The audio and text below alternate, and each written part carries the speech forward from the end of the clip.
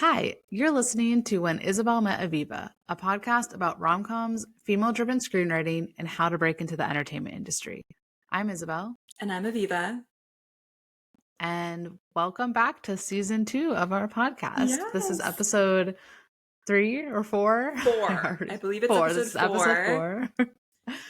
4. Yeah, we took a little bit of a hiatus there, just kind of going through stuff in life, but I'm still proud of us for the episodes that we have done because we've had some really exciting guests. And we have another exciting guest today. Do you want to tell them a little bit about Yes. Nina? Yes. So we are interviewing Nina Weinman, and she is a Hallmark Christmas writer mostly. And she has like 30 plus credits, I believe, on Hallmark. And she's been working with That's awesome. that network for a really long time. So we are really excited to chat with her today. And I'm just curious how she got started, and I'd love to talk about how she deals with rejection Yeah. and just like her creative process. Awesome. Cool. Well, let's Yes. chat with Nina. Yeah, we just want to hear about how you started out and your films and working at Hallmark and rom-coms. Yeah. So always, I was a journalism major in college, and I just didn't love, I like making up stories. I didn't love like writing about nonfiction. I've always, been a huge rom-com fan, a huge comedy fan, and I did a lot of improv and theater and stuff. So there was something that I always wanted to do. And then when I first came to LA, I thought I wanted to be an actress. And I could not get arrested. Like I just couldn't, like I had a couple of little like parts here and there, and then I got a part on the Jeff Foxworthy show. It was a sitcom because I was Jeff's assistant. That was my first job in Hollywood. I was his assistant for 2 years. And they made me audition, but I mean, I'm sure, I doubt I was the best for that job, but they gave it to me anyway because I was, the boss's assistant. So it just was like not happening for me. So I wrote a play so that I would have something to act in. And I always dabbled in writing a little bit. I wrote a play and I ended up getting it produced at a small theater in West Hollywood. And afterwards, like everybody from my acting class and stuff, they were all like, you're writing so good. You're writing so good. Nobody said a word about my acting. And I was like, okay, maybe this is the path now. Maybe we go this path. Because I always just sort of had what I call the gift of words. Like it just came easily to me. And it's not something that comes easily to everyone to be able to just write. So I got a job because I really believe very strongly that having a day job in the industry is the best way to get in, because you meet people and you make connections, and when you're an assistant, you help somebody with this, and then they never forget it. And they go, well, what do you want to do? And you say, well, I'm a writer. And some of the people that I met when I worked at Lifetime, I was an assistant in the movie department. I worked for the head of the department. And some of the people that I met there are people that I still make movies with today. So I never like officially set out to do the TV movie thing, but that was where my relationships. I decided, okay, I'm going to focus on the writing for a while. So I started writing. I was working at Lifetime. I was an assistant in the movie department. I worked for the head of the department.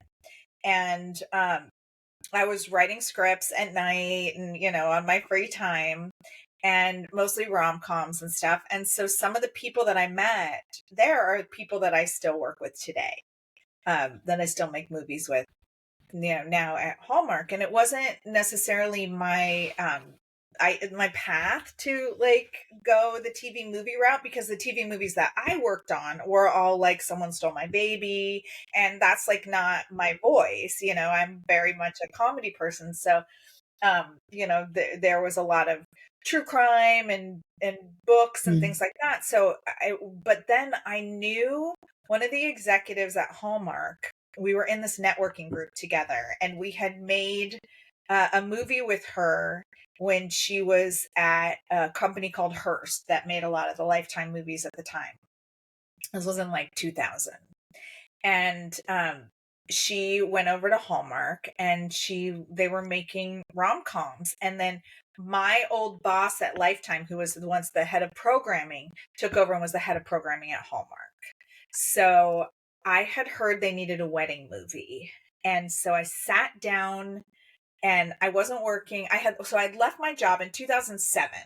I left Lifetime. I was getting married. My husband was working and he was like, our overhead was like 75 cents a month. We had no kids. We lived in this little apartment. And he was like, just do it. Like, you're so frustrated. It's so hard to work all day long. You come home, there's nothing left to write at night. He's like, we're fine. Just go and give it a shot and like really work. We were getting married. And so I left Lifetime. And then like a month later, the writer strike of '07 hit. So I had a movie that I thought they were going to make at Hallmark that my old boss and then my friend who was also an executive there liked it. And we thought they were going to make it. The strike happened and everything just went. So it was like, okay, that's not going to happen. Strike lasted for like 3 or 4 months. And then it takes a while after a strike. Like, they get inundated with material. They kind of don't go back to the well of things that they were looking at before. It's really a crazy time once a strike ends and everybody is like, I need work after not being able to work. In the case of this last strike for 8 months, we couldn't work. But so it took, after leaving Lifetime in 2007, it took me about 18 months. It was 1.5 years. So I was about to take a job working for some crazy billionaire guy as his assistant. I didn't want it. And but it had been a while. I wasn't working. I wasn't able to go on unemployment because I left my job voluntarily. So I had done some temp work and stuff and writing. So I'd heard that Hallmark needed a wedding movie. So I sat down and over the course of this 1 week, I just like 24/7, I wrote a wedding movie. It was called Backyard Wedding. And they ended up buying it. And I was going to take this job working for this crazy guy. And the same day, I was going to do a call with him. He was like in China. And so the time zone was all funky. And they were like, he needs to do a call at 9 o'clock at night. Because I don't know what time it was for him. I was like, that's fine. We'll do a call tonight at 9. And at like 2 o'clock that afternoon, I found out that I had sold my first script. And I was like, sorry. Oh my gosh. I made very little money on this script because it was non-union. It was my first one. It was a produced credit, which is like the holy grail. So I didn't have to take the job with this crazy guy, which was awesome. That's awesome. And then I just, once I got in the door with them, I was just like pitching. And then it got to the point where they would come to me with stuff. And so now, that was 2009 that I sold them my first movie. And now we're 2024 and I just wrapped a couple weeks ago, Christmas movie for this year, movie number 31 for them. Oh my gosh. It's incredible. They have been so good to me. Like, it's crazy to say that because I remember getting movie number 2 and I was like, that's 2, Yeah. So prolific. Really amazing. And and especially like the business is so weird right now. And it's just, I was texting with one of my execs I'm writing. I have 4 things in development right now. I had 5, 1 just wrapped, and that'll be for this Christmas. But I was talking to one of my execs, texted me yesterday, and I said, I just have to say thank you for continually hiring me because it's really weird. My husband's a talent manager, and the business is weird right now. There's not a lot of work. His clients some of them are struggling, and it's hard. It's hard out there coming off of the strike and things picking back up again, and the business is in sort of a retraction where everybody lost a lot of money during the strike, so they don't want to spend as much now, and they're not making as many things. And then good old Hallmark, they are making a lot, and so very, very thankful for them. That's awesome. I was wondering before how you like from playwriting to screenwriting. How did you learn about like format? Was it through your production assistant work, like just reading It was scripts? definitely when I was at Lifetime, I had to read scripts every single day. Yeah. And I tell people when writers ask me, like, you can read all the screenwriting books in the world and you can take all the screenwriting classes, but the best way to see what works and what doesn't work is actually reading a script, not watching the movie, but reading a script, because you see how it's structured, how scenes are ended, how the different acts. And in a really good script you can identify, this is where, if it's a 3-act structure, this is where act 1 ends, now we're moving into act 2, this is where act 2 ends. Like it's and with the Hallmark movies, with TV movies, some places do 8 acts, Hallmark does 9. So you have to figure out 8 different places to have a big moment that is going to make people want to come back after a commercial break. Yeah. And so it's got, like writing for commercial television, and series is like that too. Writing for commercial television is a little different, because you need all of those big moments where we don't want you to change the channel. So we need to entice you enough that you're going to come back. Yeah. But I would say reading scripts was the best education that I got. I was a journalism major. I knew how to write. But there's just something about reading a lot that helps you understand the inner workings of a script. Yeah, I totally agree. I just had a clarifying question. Was your first job in the industry working as a PA or an assistant? I think you said, right? At Lifetime? My first job, I was in the industry. I was an assistant to Jeff Foxworthy. I was his personal assistant. I was their babysitter. My sister worked for his manager. Yeah, I was wondering how you got that job. My sister worked for his manager, and they had a baby who I think just turned like 30, which makes me blows my mind. A baby. And they needed a babysitter, and I had done a ton of babysitting, and I was like in my early 20s, I was really young. And so they had a baby, and were like, they need a babysitter. So I started babysitting for them on a kind of regular basis. And then somebody had told me, I don't even remember where I heard this, that Roseanne was looking for an assistant. And so I called Jeff and his wife, and I said, can I use you guys as a reference? I'm going to apply for this job. And everybody was like, you do not want that job. That is like, and I think at the time she was paying like $900 a week, which when you're just out of college, that is like so much money. Yeah. It sounds like so much money. And people are like, it's not worth $9,000 a week. Do not do it. But I applied. I never heard anything from them, but Jeff was just starting to get busier. And they called me and they said, oh, you know what?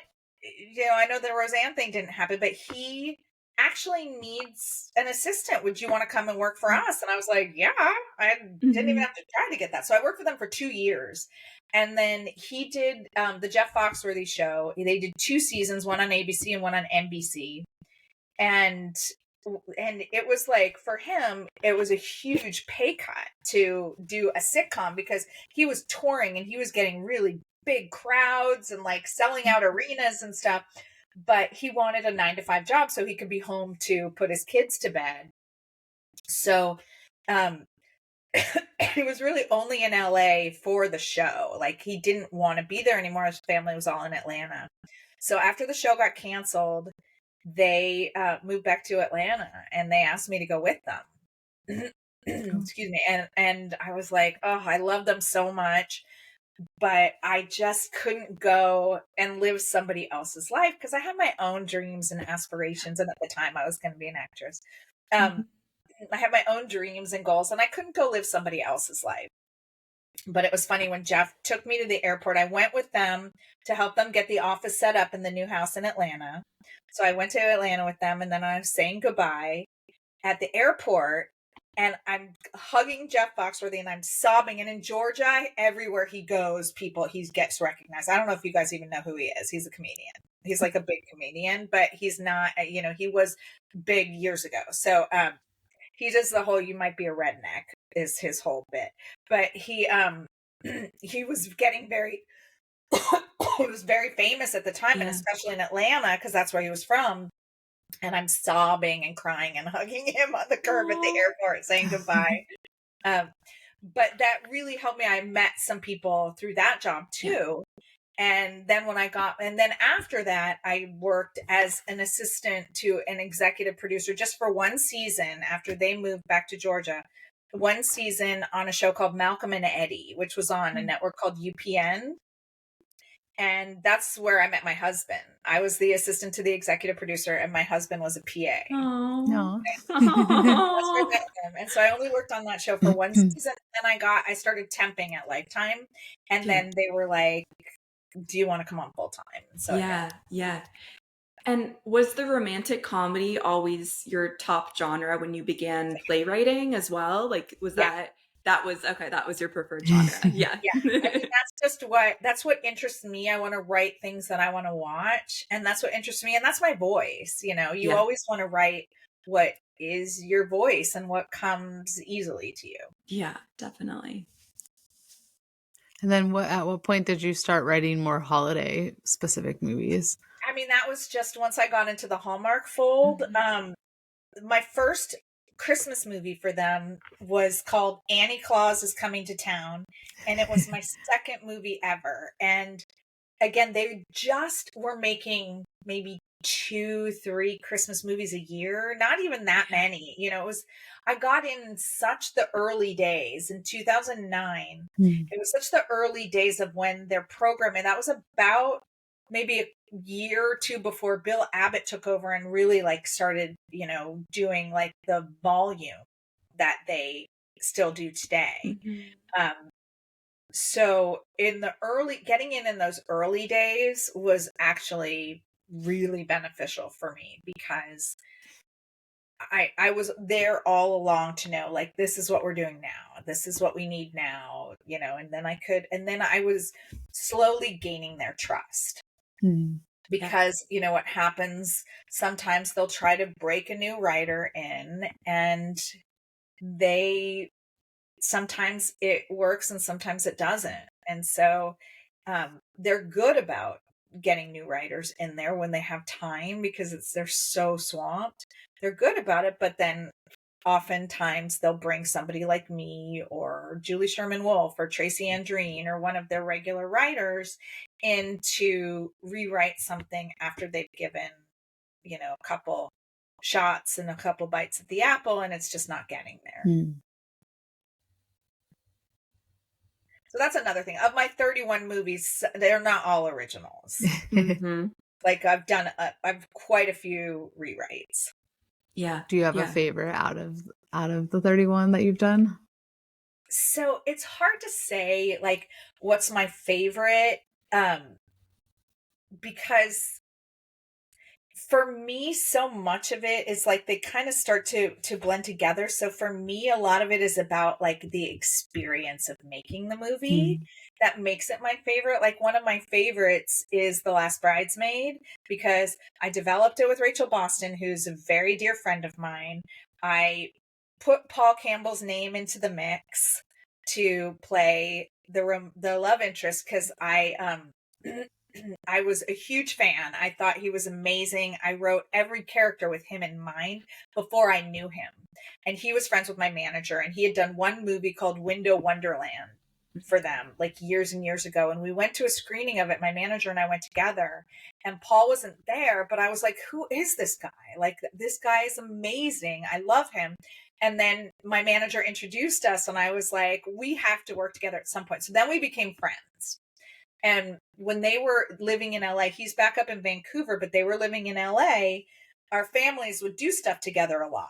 So I was at the doctor with my daughter one day, and I get a call from Joel Rice, our producer, and he goes, okay, so guess what? The offer went out to Paul Campbell, because I was like, he needs to be in this movie.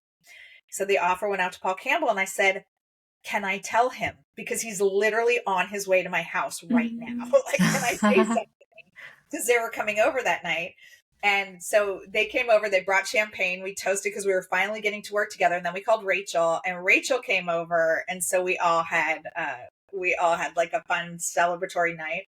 So making that movie with the two of them, being up in Victoria and doing, because we shot in Victoria, British Columbia, and beautiful area. Doing that movie with the two of them, it's just one of my and with one of my favorite producers. It was just all around a great experience, and the movie turned out better than I could have imagined. So it was like, those are the things that, like, the experience of making the movie is, you know, we did a movie also called Destination Wedding, and we shot in and I just got like memory popped up yesterday that it was 7 years ago yesterday that I had posted some pictures from Acapulco where we shot at this resort in Acapulco. And it was a great experience, and meeting some of these people and hanging with Carlos and Alexa Penavega and Ocean. Their baby was like 5 months old. He was like a tiny baby, and now they have 3 kids with their 4th on the way. And Andrea Brooks, and hanging out with everybody. We never left the resort. Everything shot on the premises. They didn't want us to leave because it was unsafe.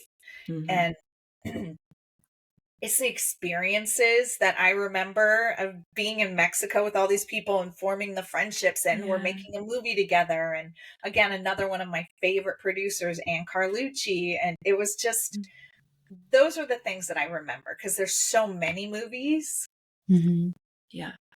Yeah, that's awesome. I had a question about having a manager. Like, what point did you get a manager? And do you think, that's necessary for writers trying to break in? So for me, I knew my manager from the Lifetime days. I had met him then, and I had tried to get him to sign me for a couple of years.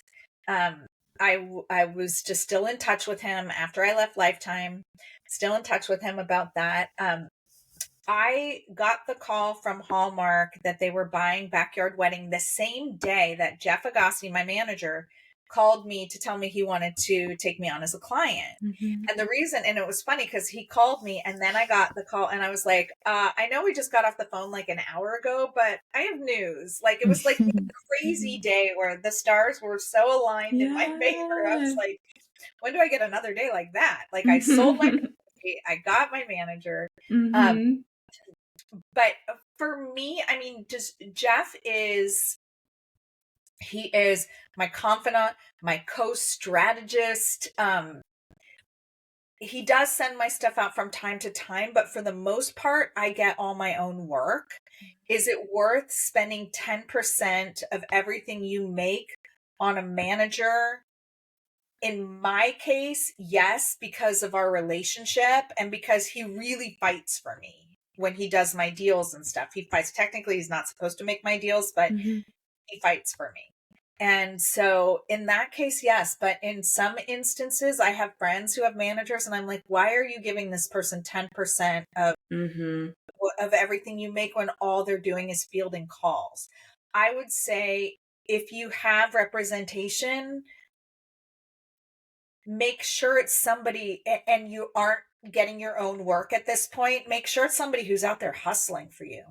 Yeah, that makes sense. But also, nobody is going to hustle for you harder than you have to hustle for yourself. Yeah, getting your own opportunities. 100%. Yeah. My career is because I kept moving forward in a never-ending sea of no's. I got no after no after no after no, and for me, I was like, this is not acceptable. I did not let it break me. It fueled me. I would have my moments where I'd call my mom and I go, when's my turn? And I'd cry and I'd get over it and I'd whine, and then I'd be like, all right, what's next? Because this business will break you at every single turn, and you just have to like water on a duck's back, because it can break you really easily. And so I can't tell you how many people I started out with who just didn't have the stomach for it, who are now doing, other things. And that's fine too, because it's not for everyone. But I say to, when young writers ask me, like, for my advice, you have to be resilient and you have to really want it, because it will knock you down. Yes. So many no's. Then I got my first yes, and then I've subsequently gotten 35 yeses. And so it's like, it's just perseverance is so, it's like, I would say 75% perseverance, 25% talent. Yeah. In this business. Yeah. I would love to hear about like your creative process, and when you think of an idea, like what's the first thing you do? Do you like card, and also I'd be curious like how you now that you have such an established relationship with Hallmark, how you present those ideas and pitch and everything like that. I mean, I still pitch like everybody else does. Yeah. I'll do, and the benefit of my relationship with them now, and what is a little different, is they'll buy something from me off of a concept from time to time. If I just have like a paragraph, they trust me and they know that I can get it there sometimes. But for the most part, I pitch like everybody else does. I'll write up, a pitch page of the whole story, and sometimes we'll do a verbal pitch. Sometimes we'll do, if I'm going in with talent, then we'll try and do a verbal pitch. I pitched something with Andrew Walker, and we wanted it to, like, I want Andrew to tell you a little bit about why he's passionate about this, that sort of thing. So, but most of the time it's just, I'll do a document, send it in, and then wait until they have time to get to it.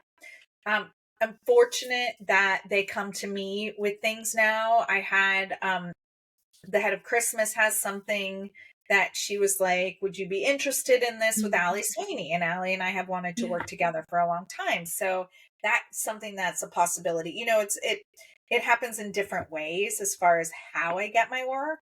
Right now I'm doing a rewrite for one of the execs, and then I have another Zoom today for notes on an outline on a book. And so my creative process is like a hamster on a wheel. It's like, I'm doing this now, and then I got to go prepare for this meeting at 4:00, and then I've got to, in between there, I've got to do a little bit more work on this other movie that I'm doing, that I'm rewriting, that I'm trying to get done and turned in next week, so that my 4:00 notes meeting, I can, work on that, whatever, if he wants me to revise the outline or sends me to draft and I start the script on it, it's always, I'm always like juggling all these different balls in the air, but I wouldn't have it any other way. Because during the strike, when there was like nothing, and I did work on some stuff on spec, but I was like, this is not fun. I like the pressure. I like having the deadlines, and I like being paid for the work and not just writing it on my own too. Yes. So, I mean, it's really, it's hard. I'm a working mom. I have 2 kids, and that's another juggle is spending family time, and I have to be careful at times to not bite off more than I can chew, because I have done that before. And I have been called out by the network, like, you took on too much. You can't take on anything else for a while, Yeah, that's so true. It's just kind of like really knowing what your balance is, or like what your limit is. And being on the other side of this fence of too much work versus no work at all, and hustling for so many years to try and create this career, it's hard to say no. When something comes to you. It's hard to say no. And I got to the point where I just had to, if I don't feel like I'm in love with this, I can't do it, because I just have too much on my plate. Yeah. That makes sense. I'm kind of curious to hear your like perspective or advice for some of us writers, I think something Aviva and I were even just talking about earlier today is like we are sort of feeling that like, I don't know if it's pressure or stress of like the post strike, like, you know, why haven't we heard anything? Like what's going to happen? Like what should we be doing during this time? So as somebody who, you know, like you obviously went through the 2007 strike and now this one, like do you have thoughts or advice on like how we can sort of navigate this awkward So the period? best for that, I would say patience, because you have to remember that you two are waiting to hear back on whatever, and so is absolutely everybody else in the industry. And there's only so many hours in the day. And I mean, I have something that I pitched to Hallmark in October, and here it's April. And it's April, right? Yeah. I had a moment where I was like, yeah, wait, is it April? And that I'm not even nudging. Well, I'm not nudging her about it because I have two other things that she's waiting for me. And I don't want to be like, hey, what about that other thing? When she's like, hey, why don't you finish what you're already working on? You know, it's like that hard thing where you don't want to be too greedy, but they're just so swamped and so swamped with trying to get everything already in development that made like and focus on that new business and new pitches is always last on the list. So I mean, the best advice I could give is patience, but also a gentle nudge. Like it's, you don't want to be a pain and you don't want to be, you know, too nudgy or anything. Just say, hey, me again. You know? There's that balance of like, because I always feel like I'm being annoying. Like you don't want to be too persistent, but you do want to like remind people. But also the squeaky wheel, because they forget. Yes. Oh God, yes. I said I would read that and I haven't yet. And I have things like that too.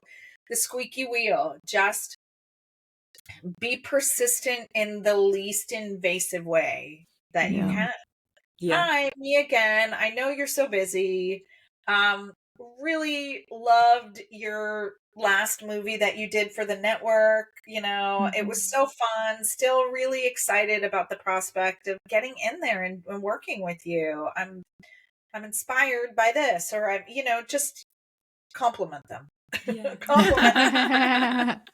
And if you like something, I would say people always tend to hear when something is negative. And if you like something, always say, hey, you're killing it. Good job.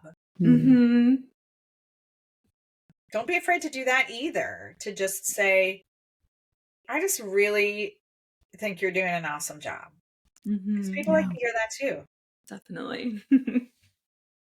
Yeah, I think that's really great advice. It's like what you said earlier, that like I think a good reminder for us is that like no one's gonna ever advocate more for us than ourselves. So like being that person to do a soft not nudge. Sitting around a table going, oh, Isabel and Aviva again. They're not. Okay, on to the next. You know, it's like they're not sitting there going, check mark, we're never working with these people. They've done it 4 times. Like it's just not, you know, it's not that black and white. It's just a gentle nudge. Is all you can. It's all you can do. And it's hard because again, every single person is doing what you're doing right now. In the business. So it's because there's just not as much. One of my producers had told me that, I don't know who it is, but some like kind of big showrunner came to him and was like, I want to write a Christmas movie for Hallmark. And he was like, you're a big showrunner. You're used to showrunner money. Like, you know how much Hallmark pays for a script, which is really good. But when you're used to showrunner money, it may seem like, And he was like, I know, I don't care. I need a job. And it was like, wow, like that's, you know, Hallmark is one of the places that thankfully, you know, keeps moving forward and hasn't cut back on the content and the number of movies that they're doing. So there is a good amount of work to go around there. But I know with Hallmark, it's hard to break in. And now I hear that Netflix is doing, you know, a large series of lower budget Christmas movies. Yeah. They want completed scripts. They won't take pitches. Interesting. And Yeah. that's for Yeah. their light indies division. They want completed scripts Mm-hmm. that are, fun Netflix Christmas movies. So it does seem like for a minute there, everybody was trying to just do like Christmas, Christmas, Christmas, Christmas, Christmas. And it didn't hit at the other networks and streamers the way that it does at Hallmark for the most part, because Hallmark is kind of known as what Hallmark owns Christmas. Yeah. Yeah. They really do. And when people think, they'll say, oh, it was a Hallmark Christmas movie, but it aired somewhere else. It's like a Hallmark Christmas movie has become like the label for any Christmas movie. Yeah. Anywhere, Really. because it is in the zeitgeist of Christmas movies. That's so true. Yeah, I've seen a lot of other streamers try to like emulate what Hallmark's doing for sure. Yeah, lately. And CBS well, I don't know if they still are. CBS did a few. Yeah. All of them. Yeah. I mean, everybody wants to sort of emulate the model because the model works. Yeah. And do you think, I think for last year, Hallmark took some risks and some pretty big swings, and they were a hit. Like the swings hit.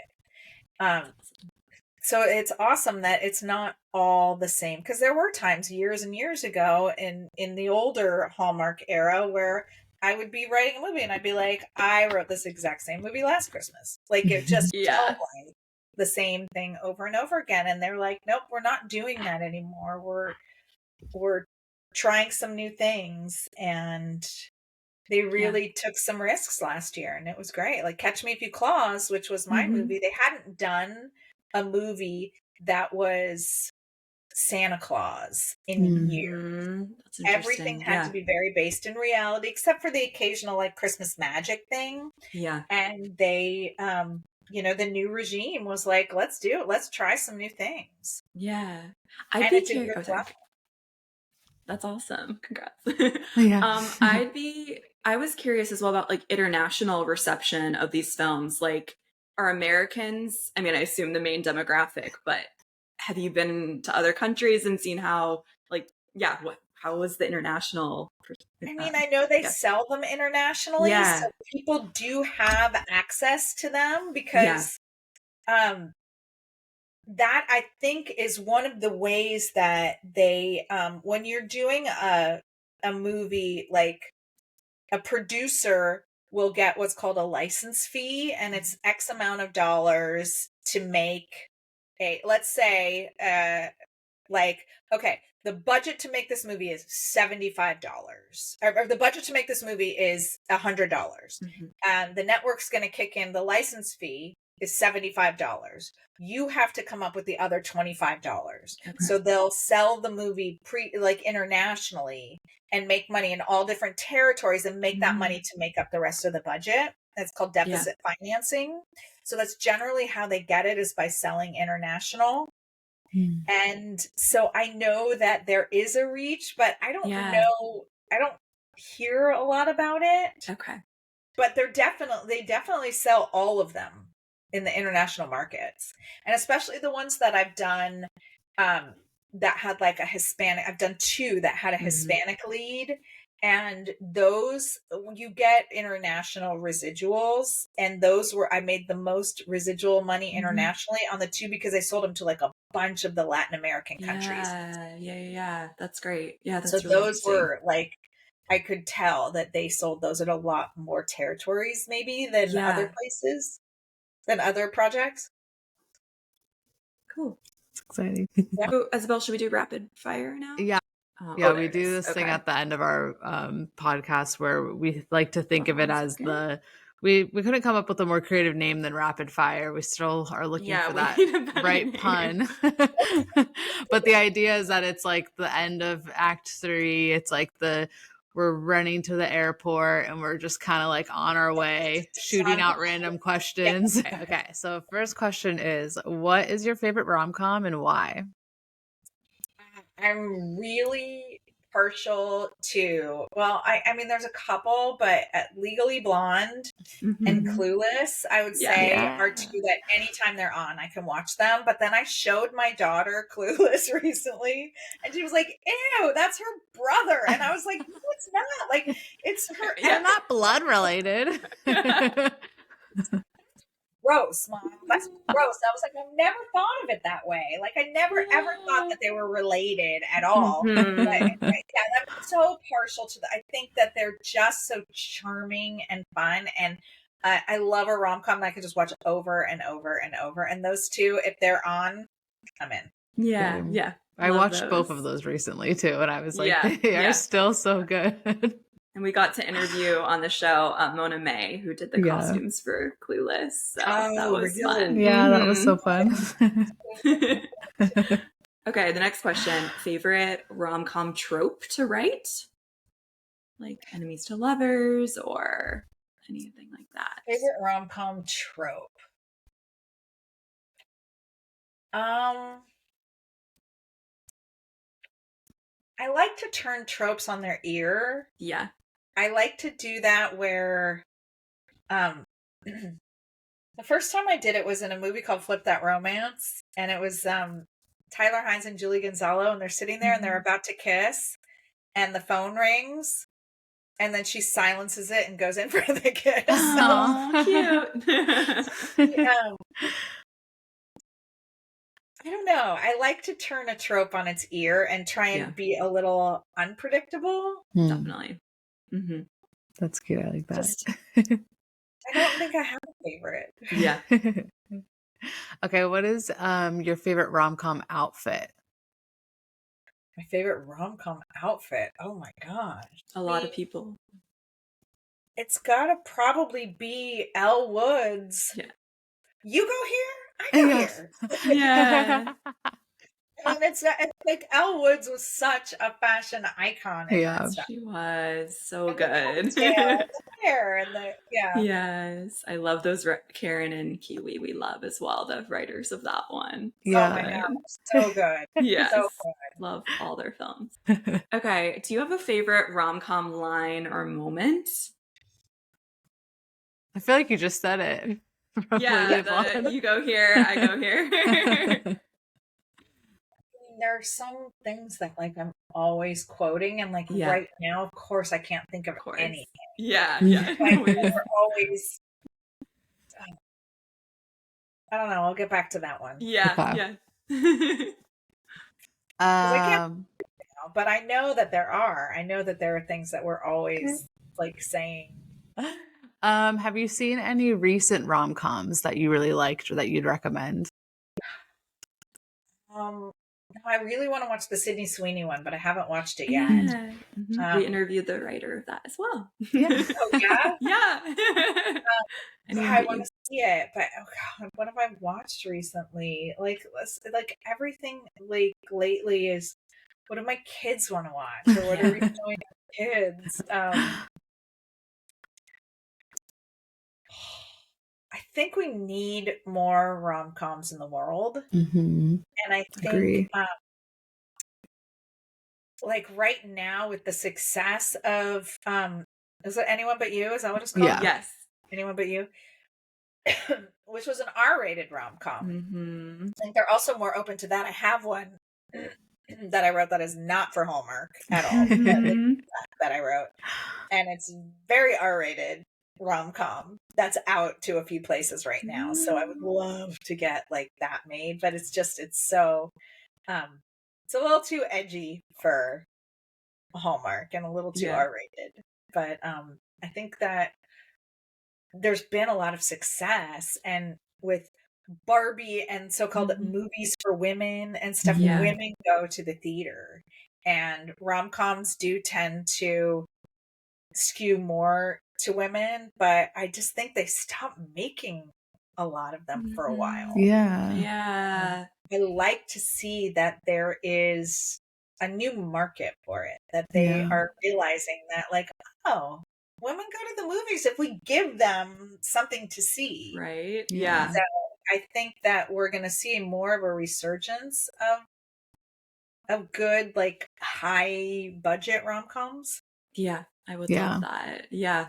I know I haven't been to the theater, besides anyone but you, to see a rom-com in a long time. I can't even Yeah. remember I the can't last remember. time. Yeah, yeah. And like in the early 2000s, like there were just so many good ones that I would totally go to the theater for. Like the last, like when they did The Proposal, and I don't even remember what year that was. Yes. Maybe it That was was like such a good one. It's like Yeah. Sandra 2010. Bullock at her very best, and So Ryan good. Reynolds. I mean, you can't, like, that is such a great. Where are the big movie star rom-coms? Yeah. Mhm. I'm with you. Yeah, Oh agreed. my gosh, I do. I was just thinking about remembering going and seeing like Stick It and Mean Girls and like that whole like era of movies that I feel like, Mhm.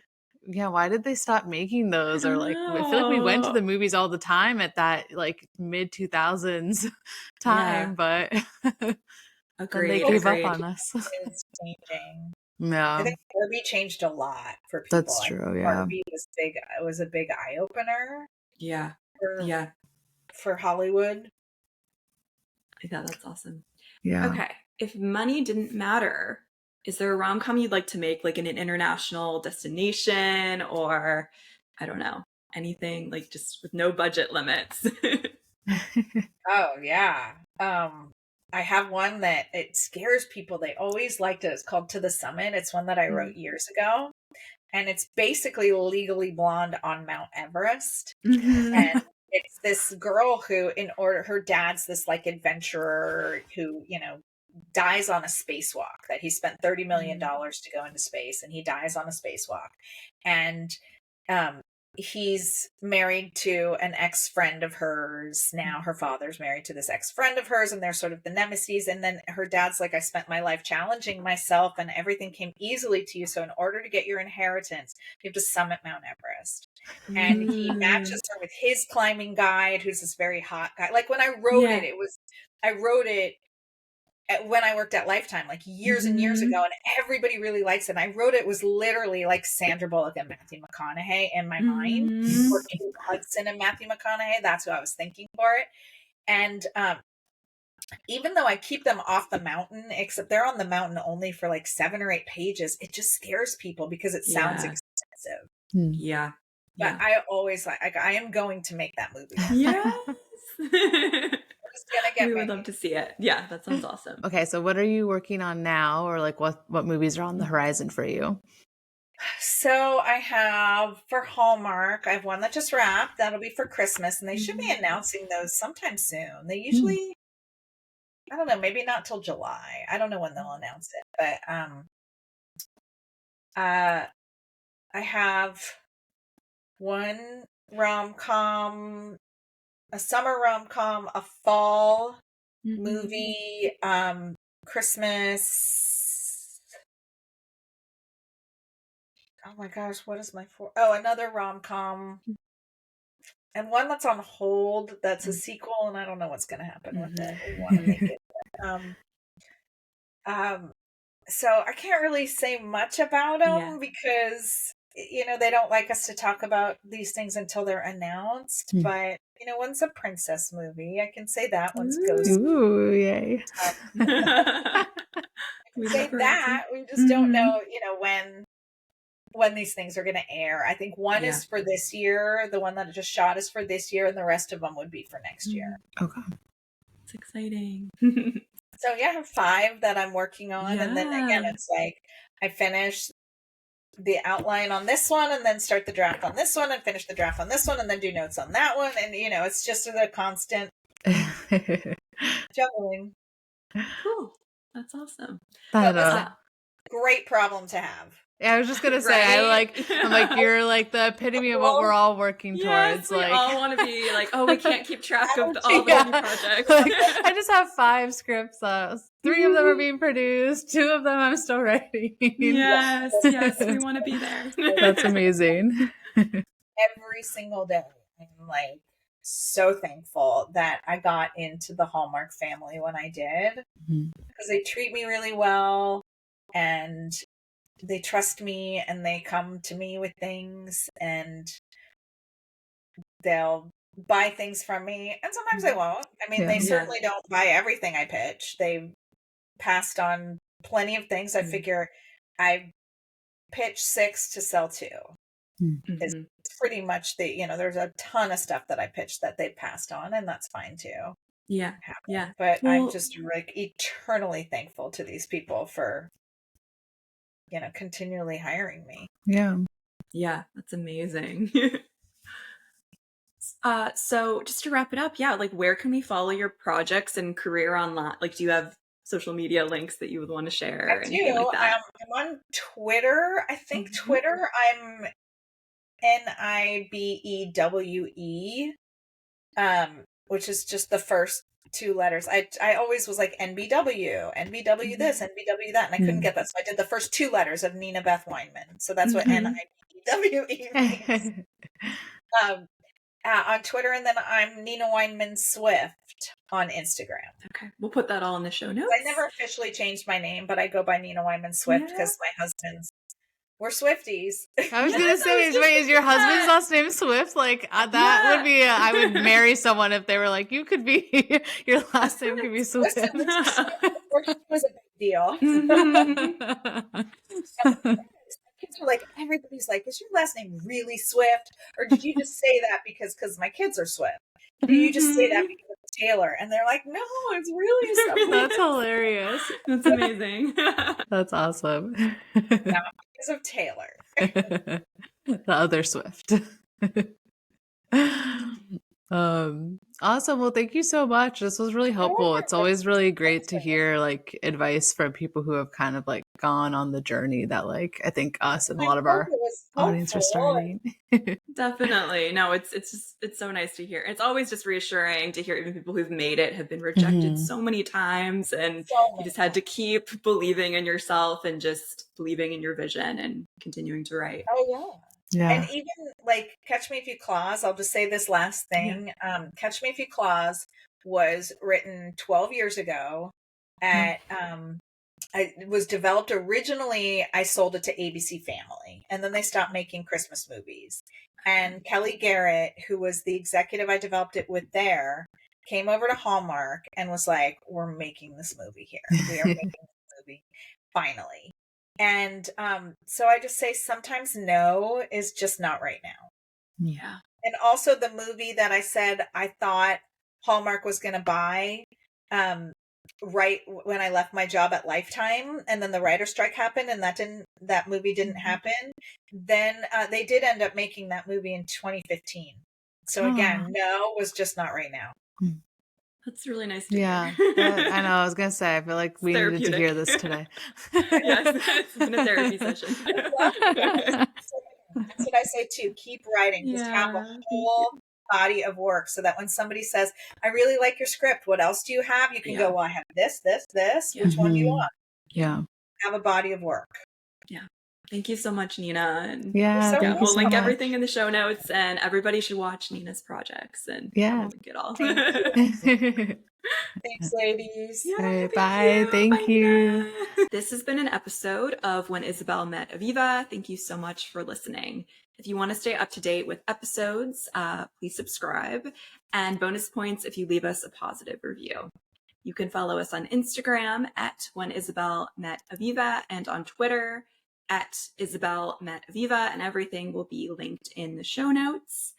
And we're both on Instagram and Twitter /X if you just want to chat about rom-coms with us. I'm at Aviva Pelton, Peltin. And Isabel, do you just want to link it down below? Yeah. Okay. Yeah, you can just find me on Instagram. And we'd love to chat with you. And if you have any ideas for guests, let us know. So goodbye for now. See you soon. And don't forget to write and watch as many rom-coms as possible. Bye, everyone. Bye.